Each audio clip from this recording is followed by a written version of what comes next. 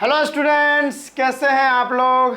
तो देखिए, आज हम लेके आ गए हैं एनसीईआरटी क्वेश्चन। हमारा चैप्टर पूरी तरह से कंप्लीट हो गया है, तो अब हम लोग अभी एनसीईआरटी क्वेश्चन करना शुरू करते हैं। ठीक है, एक विशेष सूचना आप लोगों के लिए। मैं एजुकेशन बाबा यूट्यूब चैनल पे पढ़ा रहा हूँ। तो एजुकेशन बाबा का अगर आपने एप्लीकेशन डाउनलोड नहीं किया है तो ज़रूर जाके वहाँ पर डाउनलोड करें। बेस्ट टीचर्स वहाँ पे पढ़ा रहे हैं, क्योंकि यहाँ पर तो भाई मैं केमिस्ट्री पढ़ा रहा हूँ, वहाँ पर फिजिक्स केमिस्ट्री, ठीक है, फिर बायोलॉजी के अलग टीचर्स हैं और बहुत सारे टीचर्स हैं, आर्ट के, ठीक है, कॉमर्स के, सभी विषयों की वहाँ पे पढ़ाई होती है। तो भाई साहब एजुकेशन बाबा का एप्लीकेशन ज़रूर डाउनलोड करें। तो देखिए, अब हम लोग बात करते हैं केमिकल रिएक्शन एंड इक्वेशन का एनसीईआरटी क्वेश्चन हम लोग करने वाले हैं। चैप्टर तो हम पूरी तरह से कंप्लीट कर चुके हैं। तो आइए हम क्वेश्चन करते हैं। पहला क्वेश्चन आप पढ़िएगा, पहला क्वेश्चन आप लोग पढ़िएगा बच्चों। क्या है पहला क्वेश्चन है, why is the amount of gas collected in one of the test tube in textbook activity 1.7। ये भाई एनसीईआरटी बुक का एक्टिविटी दिया है 1.7 में। ये एक्टिविटी दिया गया था, ठीक है। जब इलेक्ट्रोलाइसिस करते हैं वाटर का तो वहाँ पर हाइड्रोजन और ऑक्सीजन गैस लिबरेट होता है, और कैथोड पर और एनोड पे जो गैस रिलीज हो रहा था, तो उनका जो है पहला नंबर वाटर का देखिए इलेक्ट्रोलाइसिस करवाया गया है, तब ये गैस जो है लिबरेट हुई है। तो कह रहा है कि why is the amount of gas collected in one of the test tube in text book activity 1.7 double of the amount collected in the other, name this gas। और ये क्वेश्चन सीबीएसई 2015 में पूछा गया। इज वेरी इंपॉर्टेंट क्वेश्चन और बहुत बार ये question आती है सीबीएसई में। तो जान लेते हैं कि हमारा जो एक्सपेरिमेंट था, देखते हैं हमारा जो एक्सपेरिमेंट था। ये वाटर है, मान लेते हैं ये वाटर है, ये हमारा जल है, ये हमारा वाटर है, और इसमें इलेक्ट्रोलाइसिस हो रहा था ना। इसमें क्या हो रहा था, इलेक्ट्रोलाइसिस हो रहा था। यहाँ पे कैथोड एनोड बनाना पड़ेगा, ठीक है। इस तरीके से इसमें बैटरीज वगैरह कनेक्टेड थे। बैटरी वगैरह कनेक्टेड रहेगा तब ये तो काम चलेगा ना जी। तो बैटरी वगैरह हम कनेक्ट कर देते हैं। चलिए, तो ये देखिए यहाँ पर ये पॉजिटिव और ये निगेटिव। तो यहाँ पर इस पर पूरा पॉजिटिव चार्ज एकत्रित हो जाएगा, इस पर निगेटिव चार्ज एकत्रित हो जाएगा। तो आप समझ गए, जिस पर पॉजिटिव चार्ज होता है वो क्या होता है, और जिस पर निगेटिव चार्ज होता है वो क्या होता है। जिस पर पॉजिटिव चार्ज होता है वो हमारा क्या होता है, एनोड होता है, और जिस पर निगेटिव चार्ज वो हमारा कैथोड होता है। और ये जो चीज है ना, ये देख रहे हो, ये पूरा हमारा वाटर है। क्या है, पूरा हमारा वाटर है। तो यहाँ पर कह रहा है, और यहाँ पर मान के चलिए यहाँ पर एक और गैस रिलीज हो रहा था। तो ये मान के चलिए एक टेस्ट ट्यूब में मान के चलिए यहाँ से कोई गैस यहाँ पर एनोड पर, और यहाँ से जो है कोई कैथोड पर रिलीज हो रहा है। तो यहाँ पर वो मतलब ऐसा सिस्टम बनाया गया था जिससे यहाँ वाला गैस जो रिलीज हो रहा है उसको ये वाला टेस्ट ट्यूब में भरने का क्षमता था, और यहाँ वाला टेस्ट ट्यूब में भी भर लिया जाता था। मान लेते हैं इस टेस्ट ट्यूब को ए नाम देते हैं और ये टेस्ट ट्यूब को बी नाम देते हैं, ठीक है। वैसे तो और प्रोसेस से यहाँ पर इसको कलेक्ट किया जाता था, लेकिन हम मान लेते हैं बस, ठीक है। तो यहाँ पर जो हम जैसे ही बैटरी सर्किट कंप्लीट हुआ तो यहाँ पर क्या हुआ, हाइड्रोजन और ऑक्सीजन यानी वाटर जो है, देखिए वाटर है, वाटर में हम लोग इलेक्ट्रिसिटी पास करवाएंगे, वाटर में हम लोग इलेक्ट्रिसिटी पास करवाएंगे जिसको हम आई मान लेते हैं। तो वो हाइड्रोजन और ऑक्सीजन में ब्रेक डाउन हो जाएगा, ठीक है। हमारा ये लिक्विड फॉर्म, तो यहाँ पर गैस फॉर्म और यहाँ भी गैस फॉर्म बन जाता है, ठीक है। चलिए, अब यहाँ पे इसको बैलेंस कर लीजिए। 2 है तो इधर 2 और यहाँ भी 2, अब बैलेंस हो गया, ठीक है। तो ये प्रोसेस होता है। तो होता क्या है कि एनोड, एनोड जो है, एनोड हमेशा पॉजिटिवली चार्ज रहता है, कैथोड हमेशा निगेटिवली चार्ज रहता है। तो यहाँ पर देखिए ये जो हाइड्रोजन होता है ना, हाइड्रोजन, हाइड्रोजन जो है ना, मान के चलिए यहाँ पर एक हाइड्रोजन जो है, हाइड्रोजन मान के चलिए, हाइड्रोजन पर बात करें तो हाइड्रोजन पर पॉजिटिव चार्ज रहता है, ठीक है। और हमारा ऑक्सीजन जो रहता है, तो ऑक्सीजन के एक एटम पर बात कर ले तो ऑक्सीजन पे निगेटिव चार्ज रहता है, तो 2- चार्ज रहता है, ठीक है। ये बात तो आपको पता ही होगा।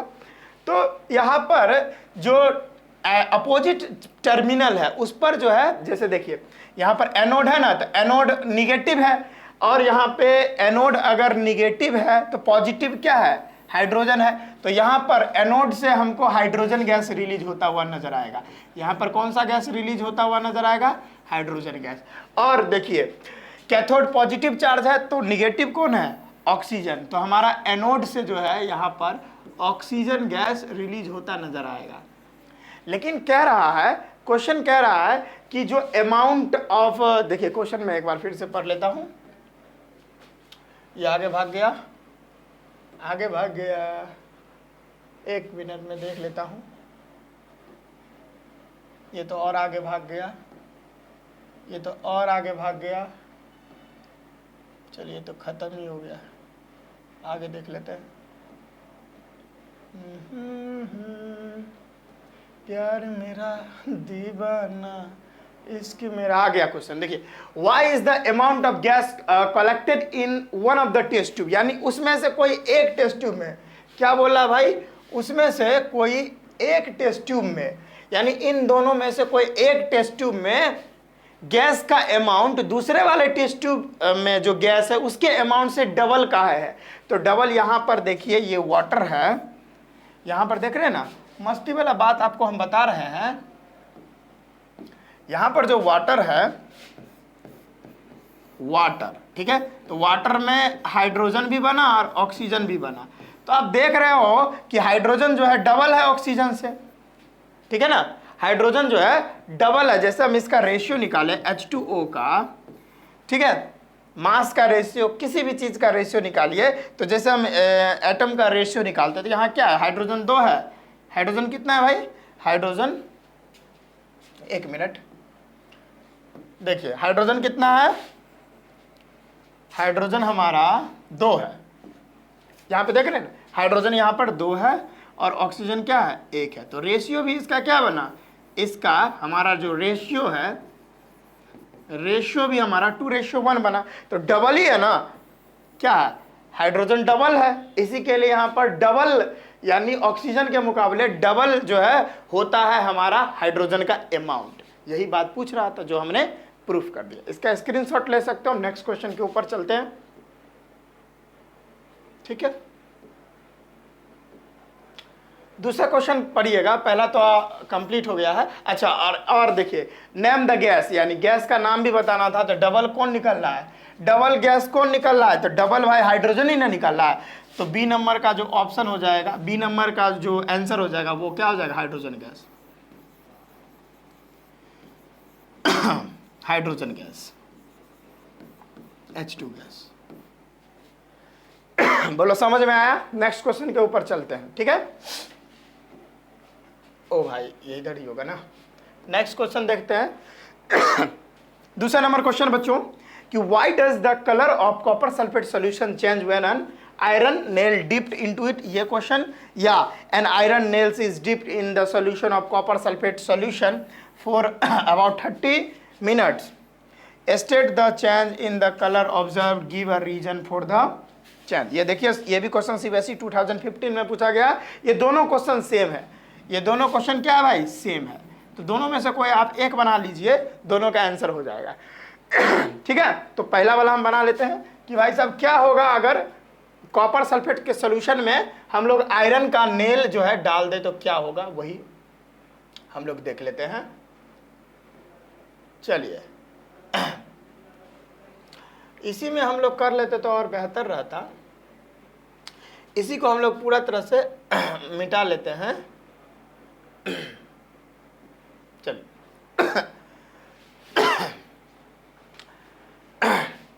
क्या है, ये मान के चलिए एक बीकर हम ले लेते हैं। ये हम एक बीकर ले लेते हैं। ठीक है। और इस बीकर में पूरी तरह से कॉपर सल्फेट का सॉल्यूशन भरा हुआ है, वैसे तो वो ब्लू कलर का होता है, ठीक है। कॉपर सल्फेट CuSO4 होता है, ब्लू कलर का होता है। इसका देखिए CuSO4 का कलर कैसा होता है, ब्लू होता है, ब्लू, याद रखिएगा। तो ब्लू कलर का जो कॉपर सल्फेट सॉल्यूशन है उसका रंग में क्या परिवर्तन हो जाएगा अगर हम जैसे ही नेल्स डाल दें, आयरन नेल्स, देखिए ये आयरन नेल्स है, आयरन नेल्स इसमें यानी लोहा, आयरन नेल्स, ये क्या है, आयरन नेल। अगर बात करें तो ये है क्या, Fe है। तो आयरन नेल्स अगर हम डाल दें तो यहाँ पर एक रिएक्शन हो जाता है। क्या होता है, तो देखिए रिएक्शन क्या है, हमारा रिएक्शन क्या है, ध्यान से देखिएगा। CuSO4 कॉपर सल्फेट का रिएक्शन आयरन के साथ हो जाता है यहाँ पे, और जैसे ही दोनों का रिएक्शन होता है तो यहाँ पर क्या है, आयरन ट्र मारता है एक लात कॉपर को। क्यों, क्योंकि कॉपर कमजोर है, किसके मुकाबले, आयरन के मुकाबले। तो आयरन आएगा, ट्र मारेगा, एक लात कॉपर को भगा देगा और खुद उसके जगह पे चला आएगा, तो बन जाएगा FeSO4 और प्लस में कॉपर बाहर। भाई साहब इसका हम फिजिकल स्टेट लिख देते हैं, ये एक्वस फॉर्म में होता है, ये हमारा सॉलिड फॉर्म में, ये हमारा एक्वस फॉर्म में, और ये हमारा सॉलिड फॉर्म में। और हम बात करें तो हमारा CuSO4 ब्लू कलर का, और आयरन जो है यहाँ पर ग्रे कलर का, और यहाँ पे FeSO4 जो है ये लाइट ग्रीन, लाइट ग्रीन, इसको पेल ग्रीन भी बोलते हैं, लाइट ग्रीन।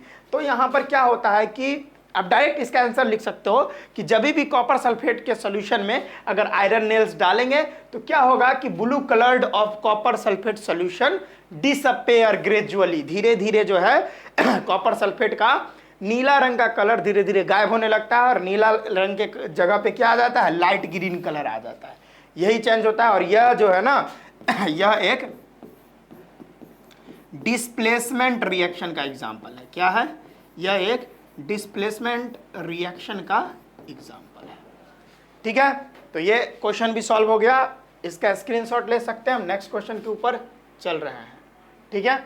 तीसरा नंबर क्वेश्चन क्या है, ध्यान से देखिएगा कि identify the substance that are oxidised and the substance which are reduced in following reaction. ये दोनों रिएक्शन है, इसमें आपको बताना है कि कौन सा चीज ऑक्सीडाइज हो रहा है, कौन सा चीज रिड्यूस हो रहा है।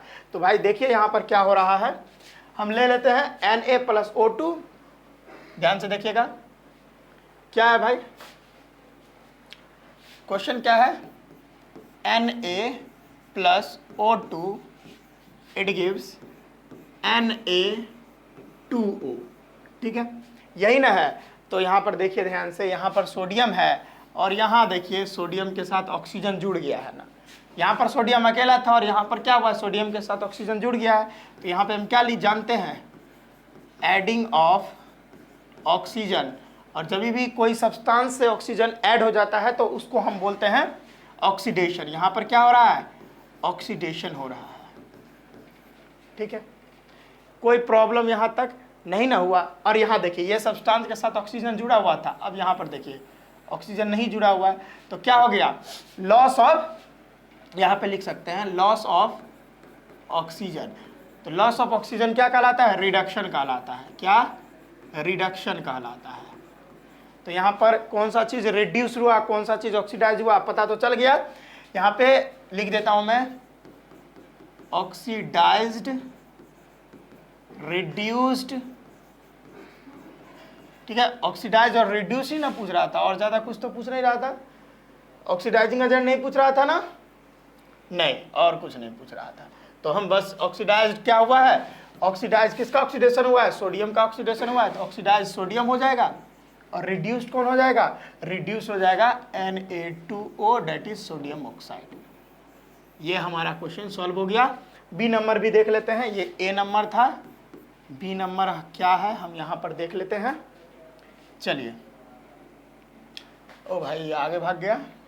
बी नंबर क्वेश्चन क्या है, कॉपर का रिएक्शन हाइड्रोजन के साथ होता है, तो ये भी हम कर लेते हैं। कॉपर का रिएक्शन देखिएगा, कॉपर का रिएक्शन हाइड्रोजन के साथ हुआ, तो यहाँ पर क्या बना, हाँ, कॉपर ऑक्साइड का रिएक्शन हाइड्रोजन के साथ हुआ, तो कॉपर और वाटर बना। ठीक है, अब यहां पर क्या हुआ, यहां भी वही बात हुई है।